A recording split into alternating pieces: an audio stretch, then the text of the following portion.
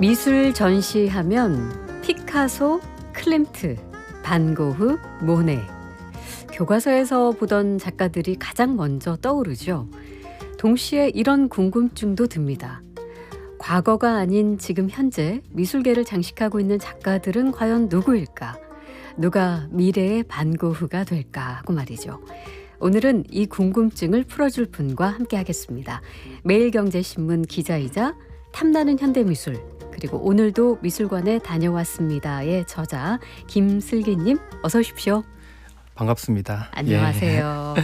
사실 우리는 굉장히 오랜만이고 인연이 있죠. 예, 굉장히 오랜 인연이 있죠. 그때는 우리가 책 이야기를 나누었던 것 같은데 그 예, 사이에 맞습니다. 이렇게 미술을 하고 예. 계셨네요.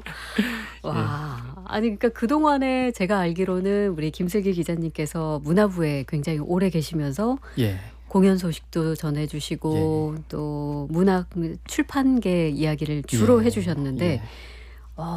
미술 분야 기자가 되기를 오랫동안 고대하셨다는 이야기를 들었는데 그렇습니까? 예, 지금 속으신 것 같겠지만 사실은 네. 그 영화 중에 노예 12년이라는 영화가 있거든요. 네네네. 제가 좋아하는 스티브 맥킨 감독의 영화인데 제 심정이 딱 그런 심정이었었어요. 처음에 문화부에 와서부터 예. 미술기자 하고 싶습니다라고 했는데 나중에 시켜줄 테니까 기다려라는 말을 믿고 12년 동안 노예 다른 12년으로? 다른 분야를 계속했습니다. 아니 그러다가 출판하실 때도 좋으셨잖아요. 그때도 좋았죠. 너무 보람이 있었지만 네. 근데 정확하게 12년을 채우고 나서 제가 노조위원장을 하고 네. 복귀를 했더니 그때 자리가 딱 비어 있었어요. 그래서 큰 정말 오랜 기다림 끝에 네. 미술을 하게 됐고 그때가 되게 공교롭게도 미술 시장에 되게 관심이 많아지는 시기여서 좀 재밌게 일을 했습니다. 아니 그러면은 어쨌든 문화부에 들어가시면서부터 미술을 하고 싶다라고 하셨던 거는 그 전부터 관심이 있으셨던 거예요? 예, 제가 학생 때 그림을 열심히 그렸었거든요. 그래서 네. 남자라서 미대를 안 보내주셔가지고 네. 아, 그래서 그래요? 뭐 예. 그런 미련이 조금 남아 있었던 것도 있는 것 같고 미술관 가는 거를 워낙 좋아했었고 네. 그래서 사실 일을 하면서 대학원을 다니면서 미술을 공부를 하기도 했었어요. 그래서 준비를 오랫동안 했던 게 있어서 네. 꼭 하고 싶었습니다.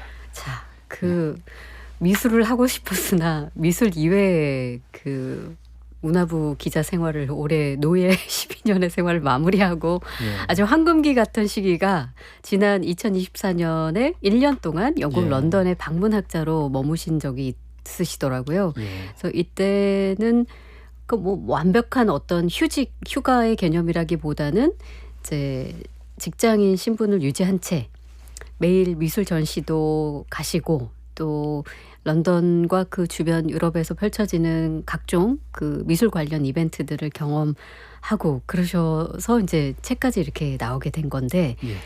굉장히 일단 어떻게 이런 기회를 얻으셨을까 너무 부럽고요. 굉장히 또 특별한 기회였을 것 같거든요. 그리고 그중에 왜 런던을 선택하셨을까 또 이런 궁금증도 들고요.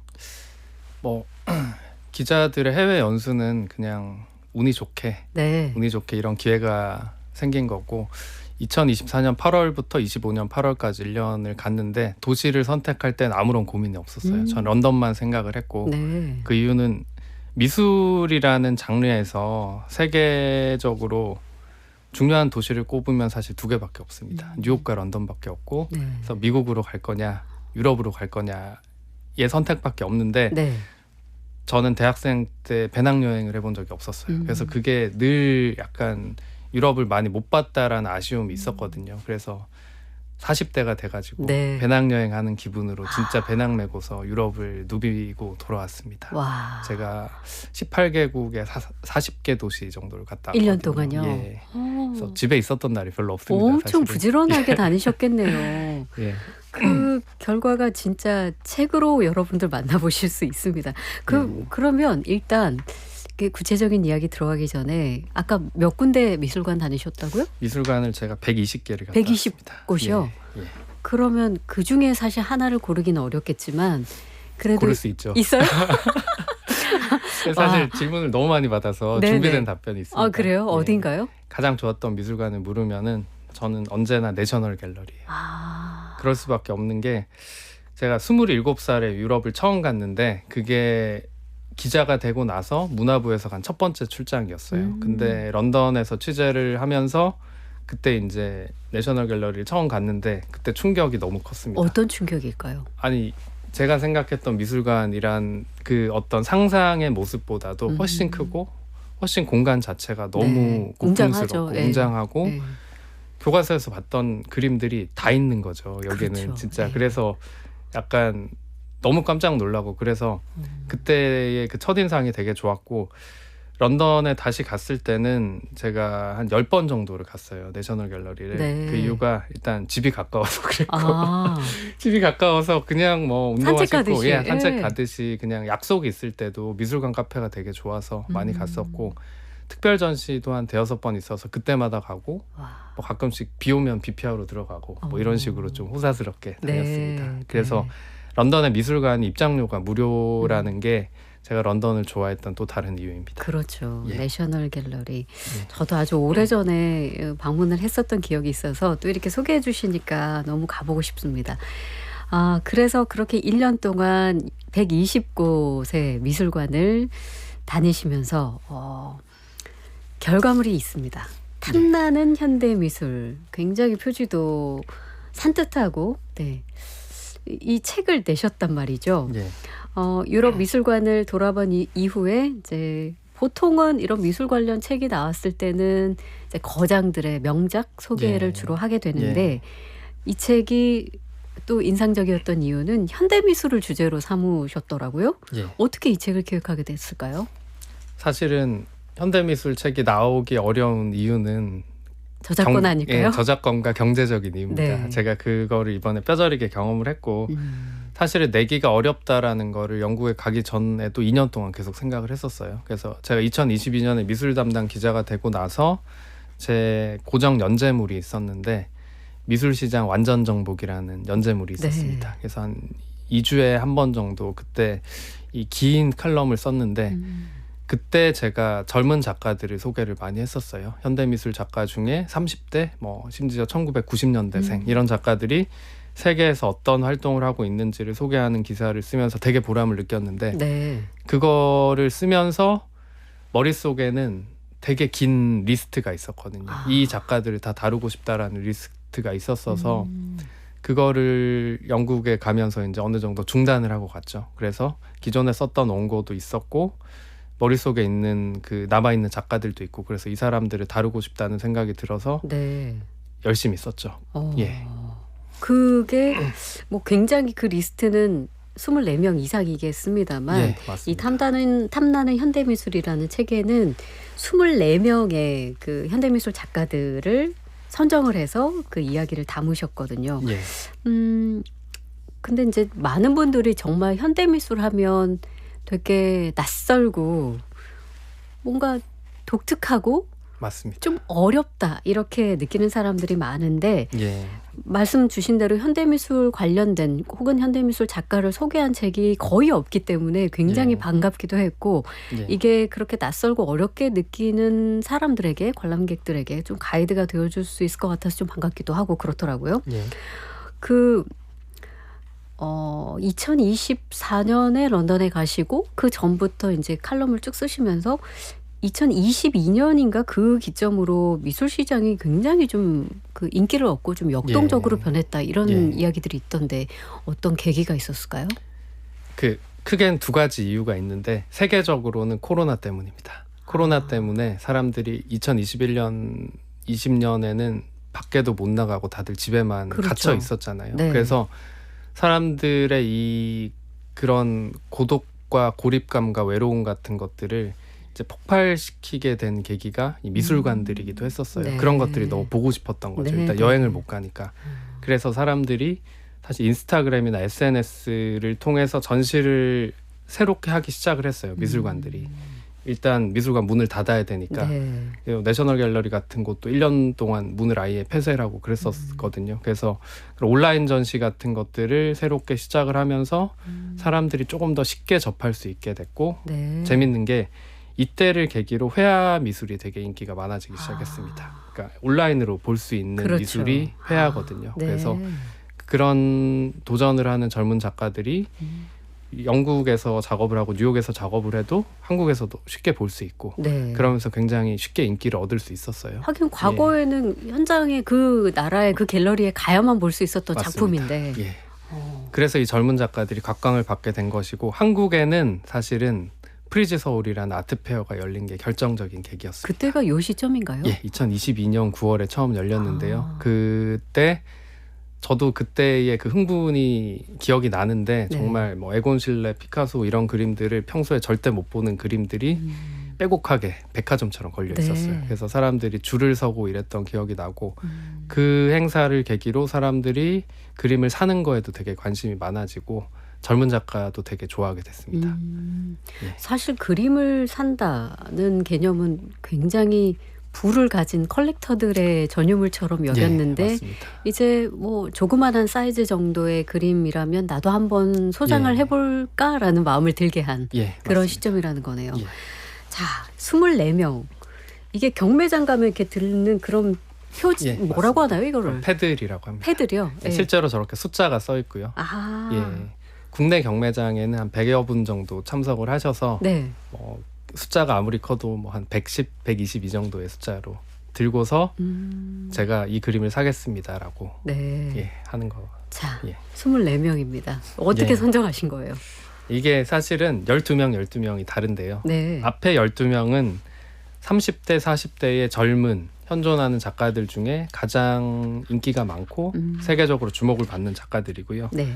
2장의 12명은 사실은 90대 할아버지도 있어요. 데이비드 오크니 같은. 네. 그래서 지금 이미 20세기부터 활동을 시작을 했지만 21세기까지도 현역으로 살아남아서 이미 전설이 되신 분들입니다. 아, 그래서 이 앞에 12명이 나중에는 이 후반부의 12명처럼 거장이 될 수 있을까라고 저는 질문을 하는 의미에서도 이렇게 숫자를 정했습니다. 네. 아, 기획이 아주 좋네요. 네.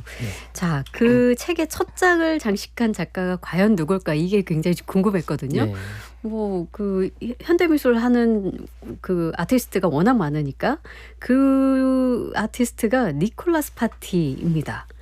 파스텔의 마법사라고 수식어가 붙어 있던데 예. 왜 이 작가를 첫 작가로 소개를 했는지와 어떤 작가인지 좀 소개해 주세요. 예. 사실은 한국에서 전시를 하고 있어서 첫 번째 작가를 골랐고요. 역시 아주 기자님이시네요. 현실적인 이유인데 네. 그거를 떠나서도 사실 지금 전 세계에서 가장 인기가 많은 젊은 작가인 거는 분명한 사실이고요. 네. 그런 작가가 공교롭게도 2024년 가을에 한국의 호암미술관에서 전시를 했거든요. 네. 그래서 제게 책에 보면은 그 처음에 나오는 그 사진 중에 호수의 나무들이 보이는 작품이 있어요. 네. 이 작품 같은 경우는 호암미술관 앞에 있는 그 호수를 실제로 그린 그림이라고 할 수 있습니다. 그래서 그렇군요. 이 작가가 3달 동안 한국에서 머물면서 네. 실제로 벽화도 그리고 거기에서 새로운 신작을 되게 많이 그렸어요. 그래서 그 전시가 되게 의미가 있는 것은 뭐 유럽에서 자기가 그리거나 뉴욕에서 그린 작품들을 가져온 것만이 아니라 보통은 그렇게 전시를 하죠. 그렇죠. 예. 근데 한국에서 영감을 받은 와. 어떤 문화재를 배경으로 한 그림도 그리고 그런 것들이 한국의 이 관람객들에게 굉장히 좋은 인상을 줬고 깊은 감동을 줬기 때문에 제가 이 작가를 골랐고요. 네. 실제로 이 It's Party Time이라는 말이 유행어가 있을 정도입니다. 그러니까 너무 세계적으로 잘 나가서 네. 이 작가가 짱을 먹었구나. 뭐 약간 그런 농담도 있고 그래서 이거 예. 정말 좀 이중적인 의미네요. 예, 이중적인 의미죠. 파티의 시간인데 니콜라스 파티의 이름이기도 하면서 진짜 예. 파티가 장악을 한 예, 축제 같은 시간이다. 예. 작가가 이 그림 그리는 방식도 굉장히 재밌는데 사실은 파스텔이라는 재료는 사실은 거의 쓰지 않는 재료예요. 파스텔은 스케치를 하고 나서 나중에 유한 아크릴로 좀 이렇게 오래 보존이 되는 작품을 그리는 게 일반적인데 네. 이 작가는 손으로 그냥 파스텔을 눌러서 그립니다. 아, 그래서 호암미술관에서는 엄청나게 큰 벽에다가 벽화를 3달 동안 네. 공업용 마스크를 쓰고 사다리를 타고 다 그린 다음에 와. 전시가 끝나는 날 다 지워버리고 한국을 떠났어요. 얼마나 아깝습니까?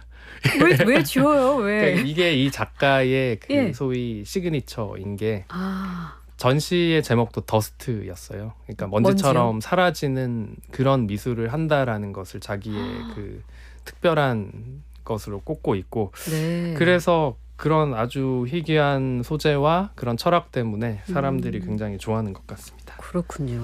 와. 좀 더 놔두시지. 예, 그러니까 근데 그 인터뷰 저도 어디서 읽어봤는데 예, 이 벽화가 사실 오래 보존이 되지 않고 금세 사라질 걸 알면서도 거기에 예. 작품을 그리신 건데 예, 우리가 모두 먼지에서 왔고 먼지로 돌아간다. 예, 제 작품도 마찬가지죠. 예. 시간 속에서 모든 것은 천천히 소멸되는 중입니다. 돌로 만든 이 건물도 우리가 서 있는 이 땅도 나중에는 사라질 것입니다. 전시가 끝나면 없어지는 벽화가 그런 시간이라는 개념을 다시 생각하게 하지 않을까요? 라고 예. 굉장히 질문과 생각을 던져주면서 작품을 그리셨군요. 자, 그러면 워낙에 인기가 있다고 하니 이 니콜라스 파티 작품의 판매가는 어느 정도였을까요? 니콜라스 파티가 2022년에 홍콩 경매에서 팔린 가장 비싼 작품이 푸른 노을이라는 작품인데요. 네. 이게 5,200만 홍콩 달러 정도였는데 제가 정확하게 기억하는 우리 돈으로는 제가 책을 쓸 당시의 환율은 88억 원이었거든요. 네. 근데 지금은 100억 원 정도 하더라고요. 환율이 또 올라가지고 이걸 사신 분께서는 와. 가만히 앉아서 또 돈을 버신 것 같기도 합니다. 와. 정말 대단하죠. 그래서 지금 1980년대생 작가 중에는 단 3명 정도만 이 정도의 가격대에 도달했거든요. 그래서 그래요. 100억 원 정도의 가격을 가진 세계에서 가장 비싼 작가 중에 한 명이 됐습니다. 네. 와.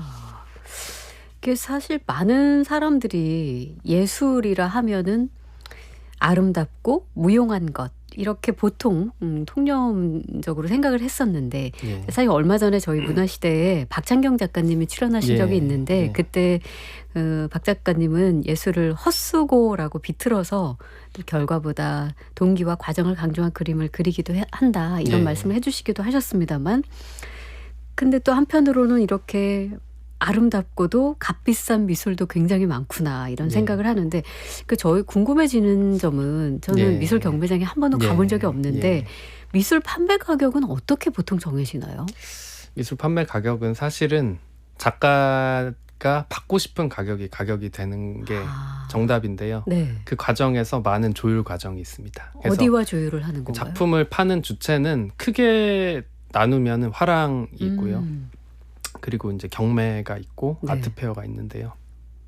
이 화랑들이 너무 비싸면 안 팔리니까 이 작가의 이력과 여러 가지 인기와 작품성과 희소성, 네. 희소성이 되게 중요합니다. 네네. 그래서 그런 것들을 뭐 예를 들어서 어떤 작가가 1년에 한 점밖에 그 작품을 만들지 않는다라고 하면 그게 훨씬 더 비쌀 거고요. 그러겠네요. 어떤 작가는 1년에 막 1000점의 그림을 그린다면 훨씬 싸질 것이고 그렇게 여러 가지 요소를 종합해서 그 작가의 가격을 매겨서 시장에서 팔릴 만한 가격대를 정하는 거예요. 그러면은 일반적으로는 5대5 네. 정도로 나눕니다. 화랑과 예, 화랑과 작가가. 그래서 이제 거장이 되거나 그러면 그 비율이 조정이 되기도 하고 이렇게 가격이 매겨지고 유명해지면 유명해질수록 가격이 올라가는 것이고요. 네. 그리고 시장의 기능은 경매장에서 합니다. 그래서 이 작가가 어느 날 갑자기 이 니콜라스 파티 같은 작가는 정말 자고 일어났더니 한 10배 정도 오른 작가예요. 그래서 경매장에서 이런 드라마틱한 일들이 발생을 하고 그 드라마틱한 소식이 또 컬렉터들을 또 그 그림을 사고 싶게 끌어모으죠. 만들고 예, 네. 이런 또 재미난 그런 일들이 벌어지고 있습니다. 와. 예. 그 경매장을 당연히 가보셨을 테니까 예. 그 현장 분위기 같은 건 어떤가요? 사실은 뭐 국내 경매장은 조금 이렇게 얌전한 편인 것 같고요. 그 한 100여 분 정도 패드를 들고서 이렇게 조용히 입찰을 하시는 편이고 네. 홍콩 경매장을 갔었었는데 홍콩 소더비 경매 같은 경우는 조금 더 이렇게 활기차요? 활기차고 네. 적극적이고. 뭐 정말 배우처럼 경매사께서 아, 이렇게 하시더라고요. 네. 굉장히 그 말투나 이런 것도 좀 적극적으로 하시고 손짓도 많이 쓰시고 사람들의 그 떨어지고 붙고 할 때 박수도 많이 나오고 네. 훨씬 어떤 역동적이었습니다. 퍼포먼스를 보듯이. 예, 예, 예. 굉장히 흥미롭네요. 그 분위기 때문에 누군가는 훨씬 비싸게 그럴 것 사기도 같아요. 하거든요. 네, 예. 네. 그 경매사의 능력입니다. 그 심리 예, 심리에 맞아요. 따라서 네, 맞아요. 움직이니까요. 자, 매일경제신문 김슬기 기자님과 초대석 함께하고 있습니다. 음악을 한 곡 듣고 와서 계속 이야기 나눠볼게요. 윤주희의 여러 명이 함께 연주한 나비가 꽃에 입을 맞추던 날.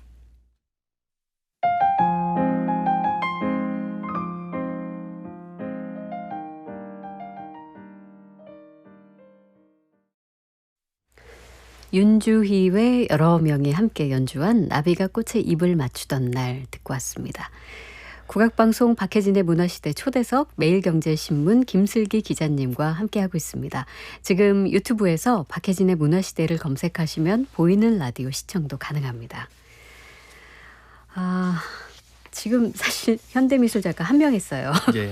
근데 뭐 작가의 이야기를 하는 것과 더불어서 이 작품의 가격이 어떻게 정해지는지, 경매 시장의 분위기는 어땠는지 이런 것도 굉장히 흥미 있습니다. 기자님이 느끼시기에 이 현대미술의 매력은 뭘까요? 왜 사람들이 어렵지만 자꾸 보고 싶고 자꾸 사람들을 모이게 만들까요? 그 어려움이 매력인 것 같거든요. 그러니까 사실 네. 저도 그렇게 많은 기사를 쓰고 정말 많은 전시를 보지만 대부분이 뭔지 모르겠어요. 뭔지 모르겠고 어렵고 네. 낯설고 근데 대신에 전시를 보다 보면 뭔가 하나 정도는 굉장히 재미가 있는 면이 있거나 궁금증을 불러일으키는 그런 면이 있거든요. 아니면 작가가 궁금해진다든지. 근데 그 기억을 가지고 다시 어떤 곳에서 그 작가를 다시 만나고 그랬을 때 되게 반갑더라고요. 네. 그래서 현대미술은 그 낯설고 어려운 것 자체가 매력인 것 같고요. 그리고 상상력이 다른 예술 장르보다도 훨씬 더 이 기발하고 또 엉뚱한 측면이 많은 것 같아요. 그래서 뭔가 미술이 어쨌든 다른 예술들을 조금 선도한다는 느낌도 있고요. 그 사고도 많이 치시고 작가님들이 네. 그런 면에서 어쨌든 굉장히 의미가 있다고 생각을 했어요. 예. 그 얘기가 되게 인상적이네요. 그러니까 미지의 영역 그리고 가보지 않은 것에 대한 매력과 예. 흥분 그것이 주는 인기가 예. 분명히 있죠. 그게 현대미술의 매력으로 보신 거고. 자, 아까 파티까지 소개를 해주셨으니까 예. 뭐 이외에도 굉장히 많잖아요. 이번에 어떤 작가 소개해 주시고 싶으세요? 그 제가 두 번째로 다룬 작가가 플로라 유크노비치라는 작가인데요. 네. 이 작가는 굉장히 재밌는 게 1990년생인데 2021년에 정말 이 작가가 자고 일어났더니 네. 그림값이 20배가 뛴 작가입니다. 어떤 일이 생겼던 거예요? 이게 정말로 신기한 게 그 영국에서 뭐 미술학교를 나오고 미술대학원을 나오고 혼자 그 큰 그 헛강 같은 데서 이렇게 네. 열심히 작업을 하면서 굉장히 큰 그림을 그린 화가였어요. 굉장히 큰 그림을 그린 화가였는데 취향이 되게 올드해서 그 과거의 로코코 시대의 그 귀족들이 소풍 가고 야유회를 가고 네. 그런 소재로 그림을 그리던 로코코 그림을 굉장히 추상적인 화풍으로 자기가 다시 그렸어요. 그래서 이런 고전의 재해석을 하면서 그 로코코의 부활을 이끌었다라는 언론의 대서특필이 나온 거죠. 네. 이 작가의 전시에. 네. 그래서 그 전시가 갑자기 인기가 생기고 사람들이 이 그림을 불티나게 다 사가기 시작하면서 이제 품귀 현상이 생긴 거죠. 그리고 나서 이 런던에서 마침 경매가 딱 열렸는데 뭐 가격까지 말하기엔 좀 그렇지만 그냥 네. 몇 천만 원 정도 수준의 네. 작품으로 그 작품들이 경매에 나왔는데 이게 뭐 100만 파운드, 200만 파운드, 우리 돈으로 하면 뭐 20억, 40억 원 정도에 갑자기 다 매진이 된 거죠. 네. 그러면서 이게 너무 화제가 돼서 저도 한국에서도 이 기사를 썼던 기억이 납니다. 그래서 이 작가를 처음 알게 됐는데 이런 측면이 되게 재밌는 것 같아요. 뭔가 이 젊은 여성 작가가 200년 전, 300년 전에 그림을 가지고 자기식으로 해석을 했던 것이 굉장히 그 분석할 거리나 이야기거리를 많이 만들어낸 거죠. 네. 예, 그래서 좋은 평가를 받은 것 같습니다. 이 처음 이 작가의 이름과 함께 사진을 또 넣었잖아요. 이 예, 책에 보면. 근데 예. 정말 작가의 사진을 봐도 90년대생 작가인데 예, 굉장히 힙하다는 느낌을 예, 받아요. 맞습니다. 이제 블랙 트레이닝복에 또 이렇게 운동화를 신고 예. 포켓에 딱 두 손을 예. 찌르고 있는 그 모습 자체가 패기가 좀 넘친다. 이런 느낌을 받는데 예, 고전을 재해석하는 밀레니얼의 시선을 느낄 수 있다. 예, 이 지금 플로라 유크노비치 작가에 대한 설명이었거든요. 예. 런던에 있었을 때 이 작가의 전시를 직접 보신 적이 있으시다고요? 예. 제가 24년 8월에 런던에 도착하자마자 집을 구하느라고 되게 눈물을 흘리면서 고생하던 시기가 있었거든요. 네. 근데 그때 이제 오해 할 일이 없어가지고 미술관을 뭐 하루에 한 군데씩 가고 있었는데 처음으로 이 월리스 컬렉션이라는 곳을 가봤어요. 저는 그 전에는 이곳이 있다는 것만 알고 가본 적이 없었는데 영국의 되게 부유한 귀족이 평생 동안 수집했던 그림뿐만이 아니라 무슨 뭐 주방 도자기 잔이라든지 네. 뭐 무기라든지 뭐 이런 의상이라든지 이런 것까지 다 모아서 지금은 미술관으로 만들어 놓은 곳인데 여기가 되게 유명한 게 프랑스와 부셰의 작품이 되게 유명한 미술관입니다. 네.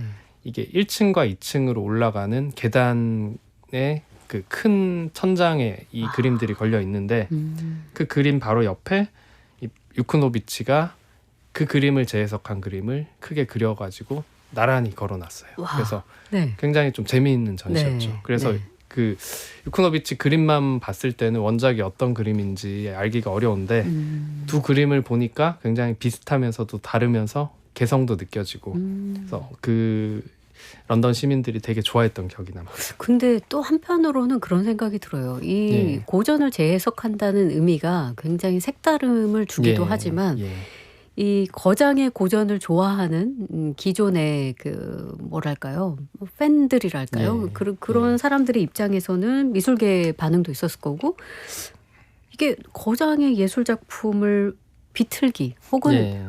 훼손한다라고까지도 느낄 수도 있을 것 같은데 그런 예. 반응은 없었나요? 아, 이게 재해석만의 의미가 있는 게 아니라 로코코 미술의 특징이 사실 당대에는 여성들에게 굉장히 인기가 많았거든요. 굉장히 그림이 예쁘고 네. 파스텔 톤이고 맞아요. 정말 공주님처럼 나오고 그런데 그게 굉장히 무시를 당했어요. 이후에는. 그러니까 너무 뭐 예쁘기만 하고 뭐 어떤 특정한 취향을 강요하는 그런 그림이다라고 해서 폄하를 당했는데 네. 그래서 아무도 관심이 없던 로코코라는 사조를 이 작가가 이제 자기만의 어떤 재해석을 하면서 사실은 부활을 시키는 거네요. 느낌인 거죠. 예. 그래서 너무 인기가 많고 유명한 거장의 작품이라기보다는 조금 이렇게 그림자가 있던 어떤 사조를 부활시켰다는 측면에서 또 굉장히 의미가 있는 있네요. 겁니다. 그 젊은 작가들의 작품이 이렇게 인기를 얻게 되는 이유 중에 하나가 이게 예. 지금 전 세계의 어떤 변화 속에 같이 맞물려 있는 이야기 같은데 예. SNS 소통을 또 한다고요? 예. 또 이 젊은 작가들이 인스타그램을 정말 열심히 합니다. 멋집니다. 거기 이제 셀카도 올리시고 네. 뭐 어쨌든 신작을 완성을 하면은 가장 먼저 이렇게 사진을 찍어서 올리기도 하고 이런 소통 자체를 지금의 팬들은 되게 좋아하는 것 같고요. 그리고 재밌는 거는 저는 한국의 젊은 작가들 중에는 네. DM을 받고 그림을 팔았다는 경험도 많이 들어봤어요. 와. 그러니까 이게 그분들한테는 굉장히 좋은 기회이기도 하고 한국의 젊은 작가들 중엔 해외의 유명한 갤러리에서 DM으로 난 네 그림에 관심이 있는데 보러 가도 돼? 네. 아니면 우리나라에서 전시 한번 해볼래? 라고 물론 사기꾼도 있지만 그러니까요. 그 대부분의 그런 친절하신 그런 갤러리스트들 통해서 정말 해외파가 아닌데도 불구하고 한국에서만 작업을 했는데도 해외에서 전시를 하게 된 케이스도 있습니다. 그래서 SNS가 저는 굉장히 중요한 도구가 됐다고 네. 보고 있어요. 그러네요. 이렇게 어쨌든 알리기가 굉장히 어려운 환경에 있었다면 예. 지금은 예, 글로벌하게 얼마든지 SNS가 나의 예. 작품을 전달해 주니까. 맞습니다. 자, 이렇게 두 번째 작가까지 살펴봤고요. 이 작가는 굉장히 아마 많은 분들이 전시를 또 보러 가셨을 것 같은데 작년에 한국에서도 국립현대미술관 서울에서 진행이 됐었던 걸로 압니다. 론 뮤익 이름을 아마 다 들어보셨을 것 같아요. 예. 론 뮤익 작가에 대해서 좀 설명해 주실까요? 론뮤익 작가는 저도 한 10여 년쯤 전에 리움에서 처음 봤던 것 같은데 네. 처음엔 너무 깜짝 놀랐어요. 저기 멀리서 보면 사람이 갑자기 서 있는데 너무 사람의 충격적이죠. 크기가 좀 달라요. 네. 굉장히 크거나 작거나 가까이 가서 보면 정말 땀구멍과 그 솜털과 막 그런 그 옷감 같은 경우는 옷감도 그 한 올 한 올 다 질감을 다 살려가지고 그 조각을 굉장히 극사실주의 조각을 하는 작가인데요. 네. 이 작가님은 그 영국의 외딴 섬에서 그 런던에서 한 6시간 정도 기차 타고 배 타고 들어가야 되는 섬에서 혼자 고립돼서 조수가 없이 혼자서 이 인체 조각만 하고 계십니다. 그래서 수작업으로. 평생 만든 작품이 48점밖에 되지 않습니다. 와. 예. 아니 그렇게 고집하는 이유가 예. 있겠네요. 그 작업하는 과정 자체를 자기의 철학이라고 생각을 하는 것 같아요. 뭔가 요즘은 공장에서 찍어내는 것처럼 대량 생산하는 작품이 되게 많은데 네. 그래도 자기는 어쨌든 처음부터 끝까지 내 손을 통해서 그 인간의 조각을 만들어내겠다라는 그런 철학이 있는 것 같고요. 네. 그 실제로 그 뭐 옷을 벗은 모습이라든지 그 주름진 모습이라든지 그 인간의 어떻게 보면 조금 보기 싫거나 감추고 감추고 네. 싶은 그런 모습들을 드러내는 것조차도 이 작가는 굉장히 스스럼 없이 하거든요.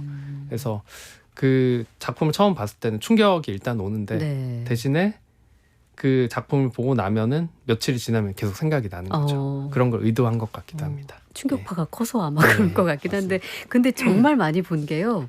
작년 그 론뮤익 전시를 50만 명 이상이 찾았다는 기사를 제가 읽었거든요. 예, 정말 예. 이게 요즘 말로 역대급 기록을 한 건데 예. 왜 사람들은 아까 뭐 현대미술이 낯설고 어려워서 인기가 있을 거라 이 정도 설명해 주셨지만 특히나 이 론뮤익의 작품은 좀 불편하고 예. 어떻게 보면 충격적이고 또 어찌 보면 혐오스러울 수도 예, 있는 이 작품에 예. 왜 사람들은 또 이렇게 열광을 할까요? 사실 요즘에 문화예술을 보러 오게 만드는 게 되게 힘든 일이에요. 네. 그 극장을 가기도 힘들잖아요. 저 집에서 넷플릭스로 그렇죠. 이렇게 편하게 앉아서도 볼 수 있고 책도 뭐 그냥 주문하면 집으로 배송이 오고 이런 네. 시대여서 그러니까 뭔가 충격을 주거나 실제로 가서 볼 만한 가치가 있는 전시를 보게 되는 것 같아요. 근데 론뮤익의 작품은 정말로 그 거대한 작품들을 보면은 일단 사진을 찍고 싶게 만들거든요. 네, 네. 누구나 다 이거를 기록에 인증하고 남기고 싶잖아요. 인증을 하고 네. 싶게 만들고 소위 그 스펙터클 자체가 현대미술의 특징인 것 같아요. 그래서 그런 엄청난 볼거리를 제공했다라는 측면에서 저는 책에다가 뭐 넷플릭스나 영화와도 경쟁할 만한 그런 네. 볼거리다라고 썼는데 현대미술의 그 중요한 전략 중에 하나라고 생각을 합니다. 네. 넷플릭스 왜 보냐. 예. 론뮤익 전시 보지. 그렇죠. 네, 예. 이렇게 뽑을 수 있을 것 같네요. 그 론뮤익 작품은 혼자서 외딴 곳에서 예. 오로지 자신이 혼자 수작업으로 이 그 조각을 만들고 있기 때문에 굉장히 희소하고 작품도 적다. 그 말씀 해주셨는데 경매에 출품되기도 합니까? 예, 경매도 아주 귀하게 출품된 적이 있는데 예. 그래서 굉장히 비싸게 팔렸습니다. 그 어린 아기를 사실적으로 만든 조각이 있었는데요. 그게 뭐 200만 달러 이상에 팔린 적이 있습니다. 근데 워낙 귀하기 때문에 거의 나오지 않고 예. 대부분의 론뮤익의 작품 미술관이 지금 소장하고 있습니다. 그래서 그렇군요. 예. 한국에서 전시를 마치고 지금 일본으로 가서 모리미술관에서 전시를 또 하고 있는데 이 작품들은 대부분 다 미술관에서 보내줘서 네. 전시를 했던 작품들입니다. 네. 아주 흥미로운 전시로 기억을 하고 있습니다.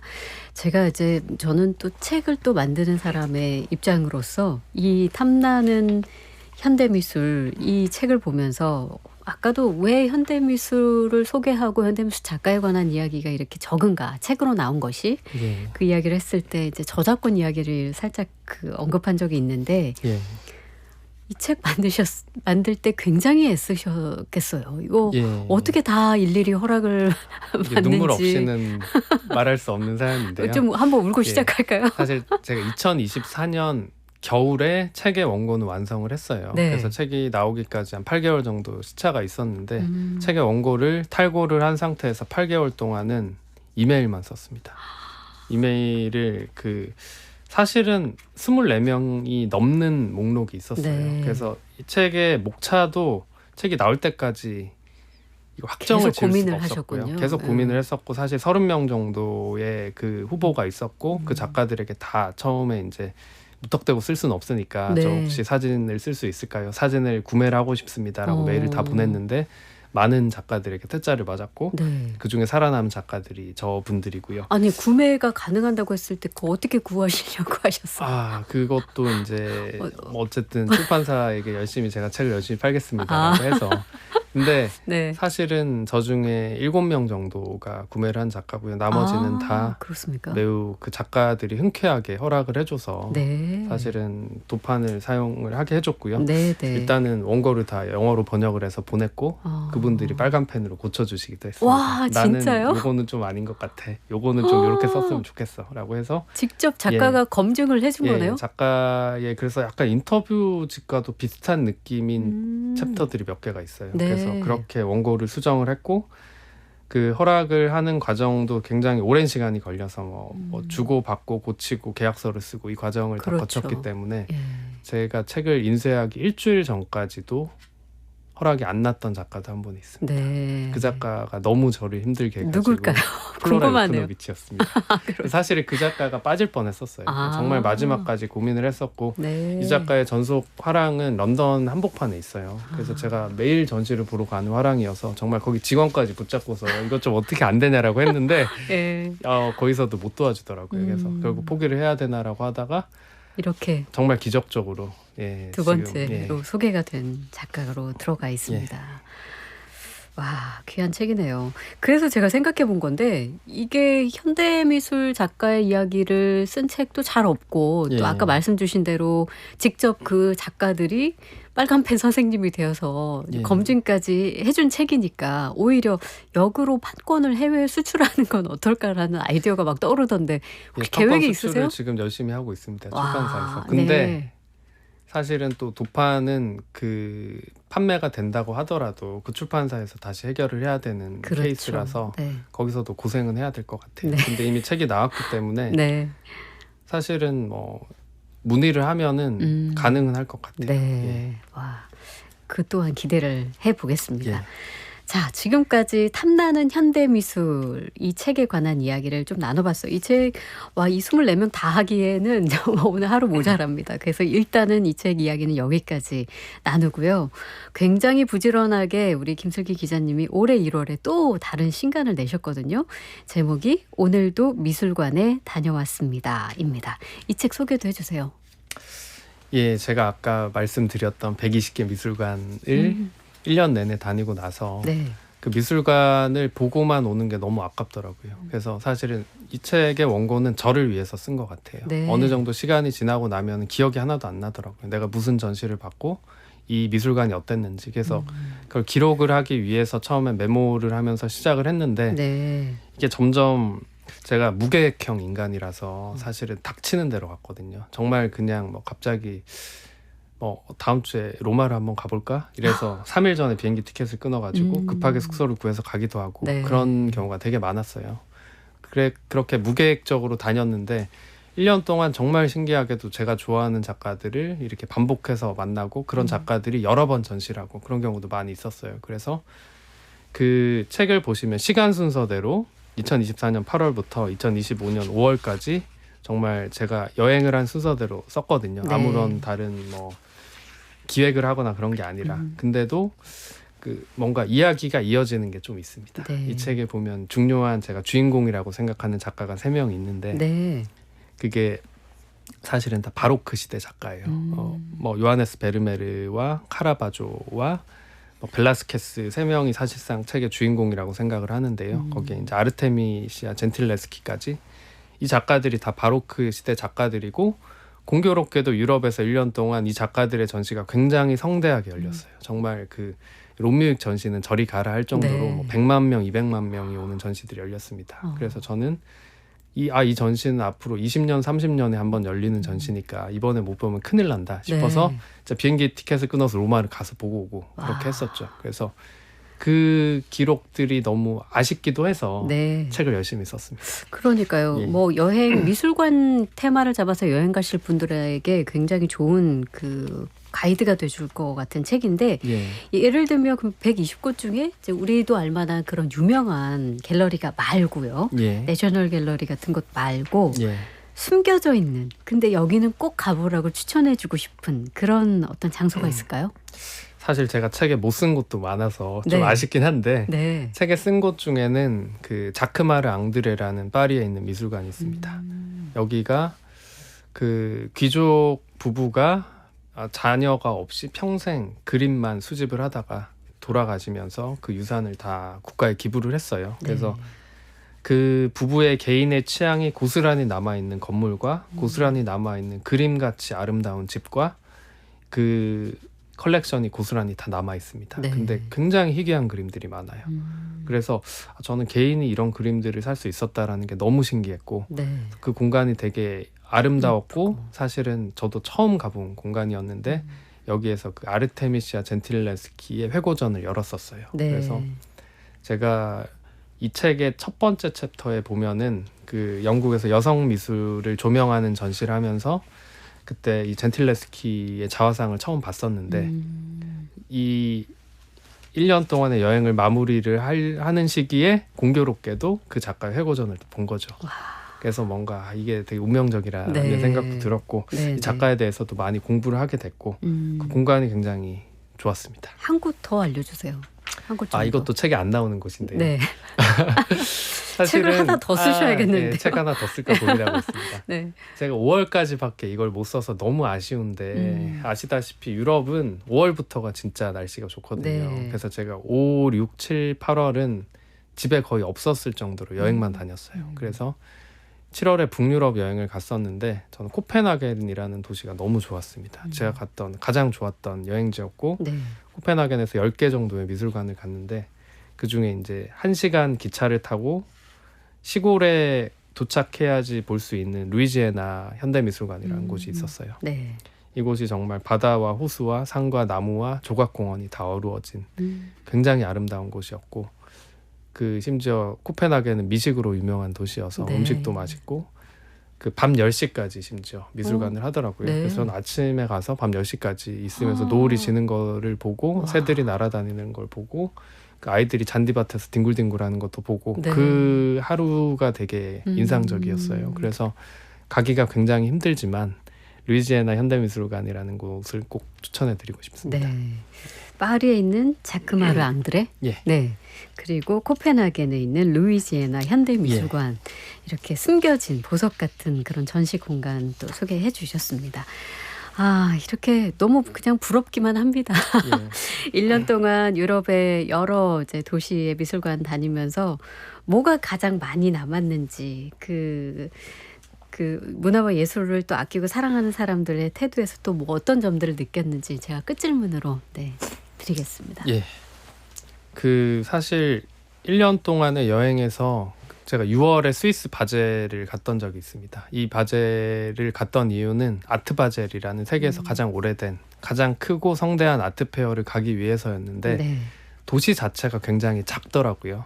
이 서울이나 뉴욕, 런던 같은 대도시가 아닌데 이 작은 도시가 일주일 동안 이 아트 페어를 하기 위해서 온 도시가 다 축제를 열고 있었어요. 뭐 대성당에도 전시가 열리고 있고 뭐 하다못해 은행이나 슈퍼마켓에도 작품이 걸리고 그리고 그 작은 강이 흐르고 있는데 강의 모든 다리에는 그 페어의 깃발이 나부끼고 있고 온 도시가 어떤 미술 도시로 변신하는 모습을 봤고 네. 이 시민들이 굉장히 친절했어요. 네. 그 시기에는 한 10만 명 정도 되는 외지인들이 여행을 오니까 이분들은 다 미술을 좋아하는 사람들이고 그림을 사기 위해서 온 사람들이어서 이 외부인들을 환대하고 온 도시가 이 미술로 이렇게 아름답게 변신하는 모습을 보면서 되게 인상적이었거든요. 그래서 미술이라는 게 정말 그냥 뭐 돈을 벌기 위해서라든지 뭐 잠깐 미술관에 가서 이렇게 그 감상을 하기 위해서뿐만이 아니라 어떤 그 도시나 사람들의 삶을 변화시키는 그런 것도 있구나라는 걸 경험을 했거든요. 그래서 네. 그 경험이 되게 인상적이었습니다. 네. 예. 감사합니다. 시간이 아쉽네요. 국악방송 박혜진의 문화시대 초대석, 지금까지 탐나는 현대미술의 저자 매일경제신문 김슬기 기자님과 함께했습니다. 고맙습니다. 고맙습니다.